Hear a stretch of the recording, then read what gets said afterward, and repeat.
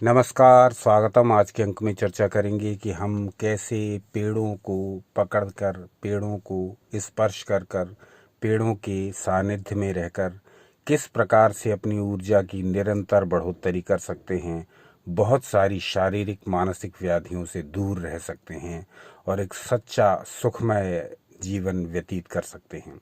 ये कैसे पॉसिबल है? ये सिर्फ ऊर्जाओं का खेल है। इस ऊर्जाओं के खेल को हमारे ऋषि मुनियों ने बहुत भली प्रकार जाना था, बहुत भली प्रकार जाना था। इसीलिए उन्होंने हमारे दैनिक जीवन में वो सारी बातें सम्मिलित कर दी थी जो वृक्षों से संबंधित थी। चाहे घर में तुलसी वृक्ष का रखना हो, चाहे वट सावित्री व्रत हो, चाहे आंवला एकादशी हो, इन व्रत, पर्व, उपवास और धार्मिक कर्मकांड के बहाने उन्होंने हमारे जीवन के प्रत्येक पक्ष में वृक्षों का प्रवेश सुनिश्चित कर दिया था।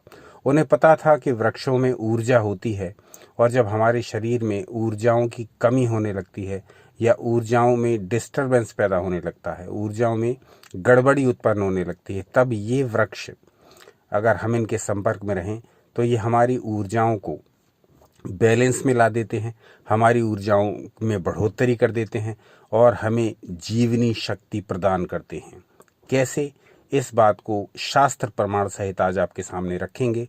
आप कहेंगे तो इस विषय पर विस्तृत वीडियोस भी तैयार करेंगे, क्योंकि इस विषय पर हमें बहुत सारा साहित्य प्राप्त हुआ है। आज का जो अंक हमारा समर्पित रहेगा वो इस बात पर कि किस प्रकार से वृक्षों को अपनी हथेलियों के द्वारा छूने मात्र से, वृक्षों को स्पर्श करने मात्र से कैसे हम अपनी ऊर्जाओं को न सिर्फ बढ़ा सकते हैं बल्कि बहुत सारी शारीरिक मानसिक व्याधियों से छुटकारा पा सकते हैं। इसका एक वैज्ञानिक कारण है। वृक्षों में छुपी हुई ऊर्जा या जीवनी शक्ति हमारी जीवनी शक्ति में वृद्धि करती है। कैसे? शास्त्र प्रमाण सहित सारी बातें आपके समक्ष प्रस्तुत कर रहे हैं। तो सीधे मूल विषय पर आ जाते हैं। यहाँ कौशितकी ब्राह्मण नामक ग्रंथ है, उसमें ये श्लोक दिया हुआ है। ये आपकी स्क्रीन पर प्रदर्शित हो रहा है। इस श्लोक में कहा गया, स यानी वनस्पति, स उ वैपयो भाजनः, स उ वैपयो भाजनः, अर्थात वृक्ष वनस्पति वही है जिनमें शक्तिवर्धन, शक्ति प्रदान करने और ऊर्जा देने की क्षमता हो।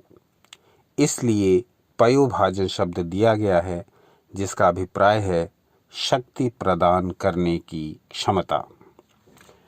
तो स्पष्ट रूप से कौशितकी ब्राह्मण नामक ग्रंथ में कह दिया गया है कि वृक्ष वनस्पति वो कहलाते हैं जो शक्ति को बढ़ाते हैं, शक्ति को प्रदान करते हैं और नई ऊर्जा देते हैं। तो भैया ये सब कुछ समस्त स्कूलों में पढ़ाया जाना चाहिए था, विद्यालयों में, यूनिवर्सिटी लेवल पर इनको पढ़ाया जाना चाहिए था। वृक्ष के विषय में हम वनस्पति शास्त्र में, आधुनिक वनस्पति शास्त्र में बहुत सी बातें पढ़ते हैं, पर वृक्षों में जो ऊर्जा है उसके विषय में हम बहुत कम जानते हैं। परंतु हमारे ऋषियों ने इस पर बहुत रिसर्च की थी।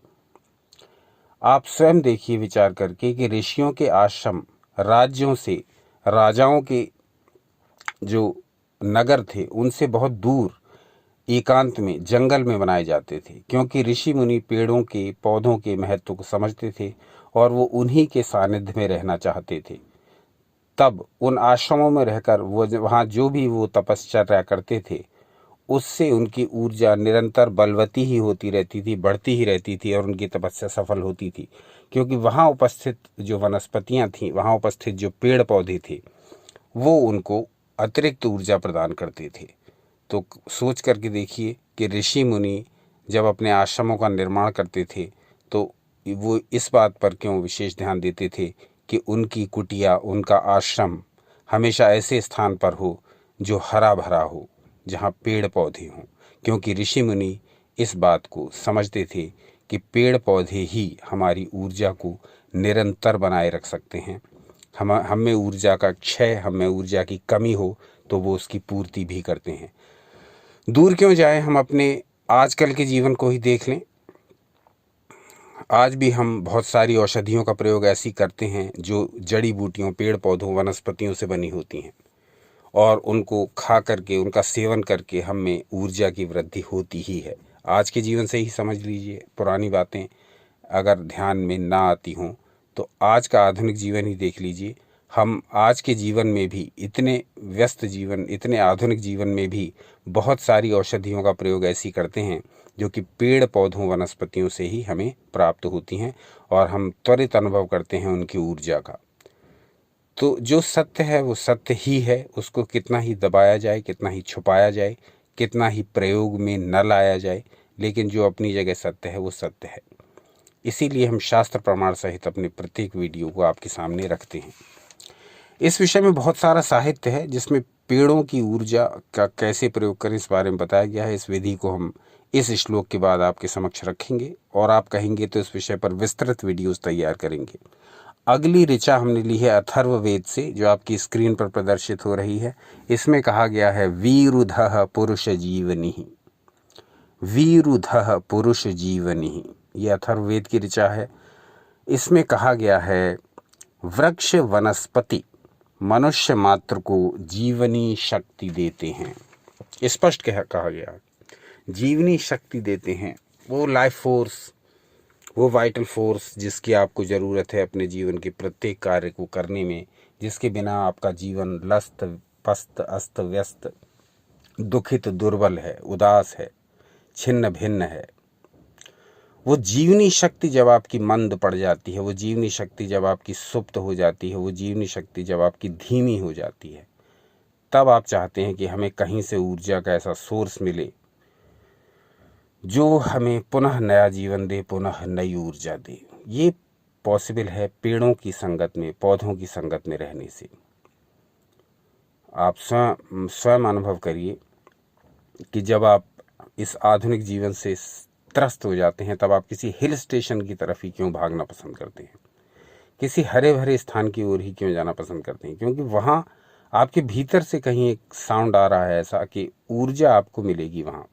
क्योंकि जहाँ अधिक पेड़ पौधे होंगे वहाँ ऊर्जा की वृद्धि होती है, जीवनी शक्ति की वृद्धि होती है, एक वातावरण ही वहाँ अलग प्रकार का होता है। तो अगर आप अपने आधुनिक जीवन में भी देख लीजिए, यदि आप थक जाते हैं इस आधुनिक जीवन के संतरास से, तो भी आप हिल स्टेशन की ओर ही भागना पसंद करते हैं। तो कहने का तात्पर्य ये कि हमारे ऋषि मुनियों ने तो इस बात को बहुत पहले ही पकड़ लिया था कि वृक्षों और वनस्पतियों का जो संसार है ये बनाया ही गया है हमें ऊर्जा देने के लिए, हमें जीवनी शक्ति देने के लिए, हमें नई ऊर्जा से भर देने के लिए, जब भी हमें ऊर्जा की कमी हो उसको दूर करने के लिए। तो हमें चाहिए कि अधिक से अधिक हम पौधों, पेड़ों की संगत में रहें। आज का जो प्रयोग है वो बहुत छोटा सा है, इसको आप जब भी चाहें तब करके देख सकते हैं। इसका परिणाम आपको तुरंत त्वरित प्राप्त होगा। इसमें वर्षों की प्रतीक्षा नहीं, वर्षों की तपस्या नहीं। आपने देखा होगा कि बहुत सारे हमारे ऋषि मुनि, बहुत सारे महापुरुष, बहुत सारे अवतार, उनके आसपास कोई ना कोई वृक्ष दिखाई देता है, अथवा वो वृक्ष के नीचे बैठे तपस्या करते दिखाई देते हैं। आप स्वयं समझदार हैं, स्वयं अनुमान लगाएं। यहाँ एक प्रयोग ऐसा बताने जा रहे हैं जिसे दैनिक जीवन में करके आप त्वरित ऊर्जा की प्राप्ति कर सकते हैं। जब भी आपको लगे कि जीवन बड़ा अटपटा सा होता जा रहा है, बड़ा न जीने लायक जैसा होता जा रहा है, ऊर्जाओं की कमी होती जा रही है और जीवन में बस उत्साह तो समाप्त ही हो गया है, तो ऐसा नया उत्साह, नई ऊर्जा, नया आनंद पाने के लिए आपको चाहिए कि आप समय समय पर पेड़ पौधों की संगत अवश्य करें। जो बागवानी करते हैं उन्हें एक प्रकार का एक आंतरिक सुख जो प्राप्त होता है वो वही जानता है जो बागवानी करता है। आप पेड़ पौधों में यदि पानी भी देते हैं तो भी आप उनकी ऊर्जा की ब्लेसिंग्स पाते हैं।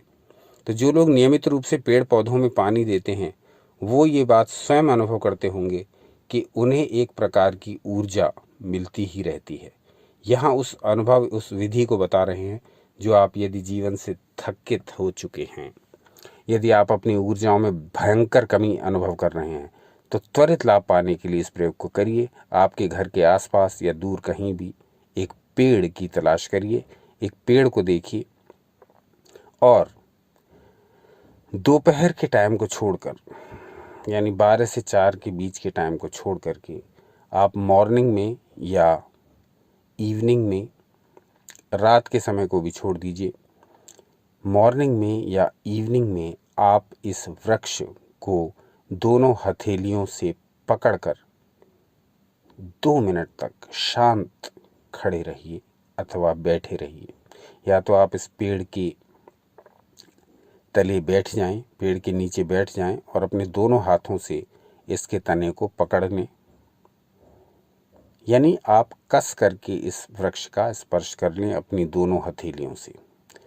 कुछ भी सोचें नहीं, कुछ भी विचारें नहीं, किसी भी प्रकार का सांस का प्रयोग भी ना करें।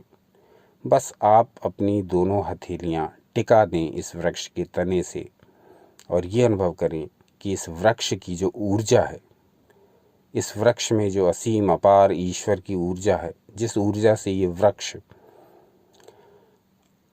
विकास की ओर अग्रसर है, निरंतर अपना विकास करता जा रहा है, वो ऊर्जा का थोड़ा अंश वो मेरे शरीर में भी प्रविष्ट कर रहा है।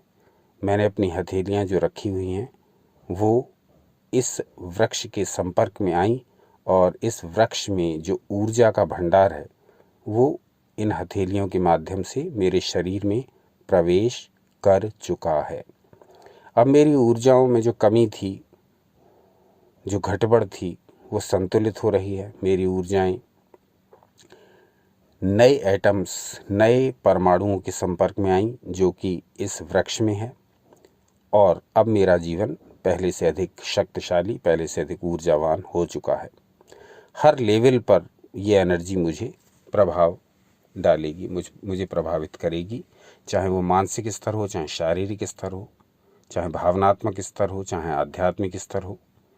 मैं इस वृक्ष के संपर्क में आकर धन्य हो गया। इस वृक्ष की जो एनर्जी है वो मेरे शरीर में प्रविष्ट कर चुकी है। बस इतना सा विचार करिए। 2 मिनट का समय इसमें लगेगा। इतना समय भी मैं अपने लिए नहीं निकाल पाऊँ तो धिक्कार है मेरे जीवन पर। यानी 24 घंटे में से 2 मिनट भी यदि मैं अपने आप को रिचार्ज ना कर पाऊँ, यदि मैं आपको एनर्जाइज ना कर पाऊँ, तो ऐसे जीवन का क्या लाभ। आज का प्रयोग संक्षेप में बताया। शास्त्रों में तो बहुत कुछ वर्णन है, वृक्षों में क्या क्या है, वृक्षों की ऊर्जा को किस प्रकार से और अधिक उपयोग में लाया जा सकता है, कौन कौन से वृक्ष किस किस प्रकार की ऊर्जा का भंडार हैं, उस ऊर्जा का नियमित रूप से लाभ कैसे लिया जा सकता है, किस किस वृक्ष में, किस किस वृक्ष को, किस किस वनस्पति को घर में रखने से क्या क्या लाभ हैं। इस तरह का पूरा एक साइंस है, पूरा वेद है, अथर्ववेद है, जिसमें वनस्पतियों का बहुत विस्तृत वर्णन है। हम तो हमेशा यही कहते हैं कि सनातन शास्त्रों से जुड़े रहें। जो भी सनातनी हैं वो चाहें तो अथर्ववेद को अपने घर ले आएं और उसको नियमित पढ़ा करें। उसमें जो बातें दी गई हैं वो हमारे सांसारिक जीवन के लिए भी बड़ी उपयोगी हैं। तो वनस्पतियों के बारे में बहुत सारा वर्णन है अथर्ववेद में। आज का अंक हमने आपको इस विषय से संबंधित जानकारी देने के लिए रखा कि कैसे हम अपनी ऊर्जाओं का निरंतर शोधन करते रह सकते हैं, उनको प्योरीफाई करते रह सकते हैं, उनकी कमी को दूर करते रह सकते हैं, कैसे हम अपने थके हुए जीवन को निरंतर ऊर्जावान बनाए रह सकते हैं। बस जब कभी ऐसा लगे कि मेरी ऊर्जा चुक गई है, मेरी एनर्जी समाप्त होती जा रही है, संसार के झंझटों को मैं झेल नहीं पा रहा हूँ, तो बस 2 मिनट के लिए जाएं, किसी भी वृक्ष के नीचे बैठकर या खड़े होकर के अपनी दोनों हथेलियाँ उस वृक्ष के तने पर टिका कर रख दें और मन में ये भाव रखें कि ये ऊर्जा मेरे भीतर प्रवेश करके मुझे नया जीवन दे रही है। जीवनी शक्ति को बढ़ाने वाली कहा गया अथर्ववेद में। कौशितकी ब्राह्मण में भी इसकी बड़ी प्रशंसा की गई। तो ये दोनों श्लोक आपके सामने रखे और अपनी बात को आपके सामने रखने का प्रयास किया।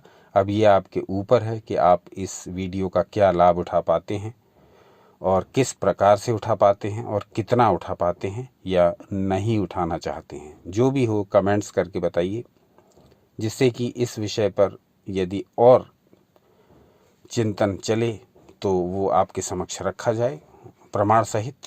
आज का अंक यहीं तक। अपना अनमोल समय हमें देने के लिए बहुत बहुत धन्यवाद। सनातन शास्त्रों से जुड़े रहें, सदा आनंदित एवं उत्साहित रहें।